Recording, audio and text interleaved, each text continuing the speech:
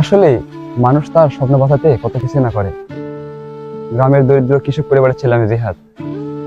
কেমন করে চবির 23 একর নিজে করে নিলাম সেই গল্পটাই বলতেছি আজকে। আমার এখনো মনে পড়ে, চবিতে চান্স পাওয়ার আনন্দে রাজশাহী থেকে স্যান্ডেলপুরে রওনা দিয়েছিলাম ভর্তির উদ্দেশ্যে চট্টগ্রামে। আলহামদুলিল্লাহ, আমি এখন চট্টগ্রাম বিশ্ববিদ্যালয়ে পড়াশোনার পাশাপাশি চবি শাটল স্টেশনে চা বিক্রি করে নিজের পড়াশোনার খরচ চালানোর জন্য।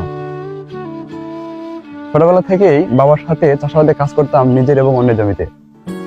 শত প্রতিকূলতার মধ্যে দিয়ে এইচএসসি পাশ করলাম 4.58 পেয়ে 2022 সালে। বড় স্বপ্ন ছিল পাবলিকান হব, কিন্তু আমার মতো নিম্ন মধ্যবিত্ত পরিবারের সন্তানের কাছে ভর্তি পরীক্ষার গন্তব্যটা কতটা কঠিন তা আমি ভালোভাবে বুঝতে পারতেছিলাম।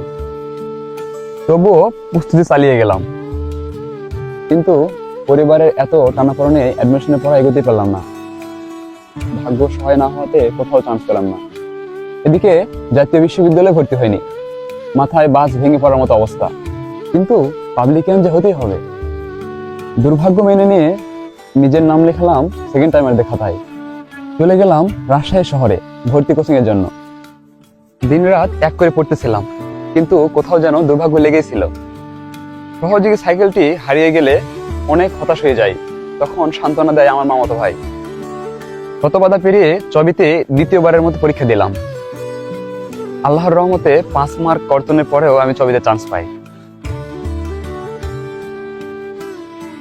গ্রামের সেই দরিদ্র কৃষকের সন্তান আমি এখন চবিয়ান জিহাদ। হ্যাঁ, আমি জিহাদ, পাবলিক অ্যাডমিনিস্ট্রেশন 23-24 চট্টগ্রাম বিশ্ববিদ্যালয়।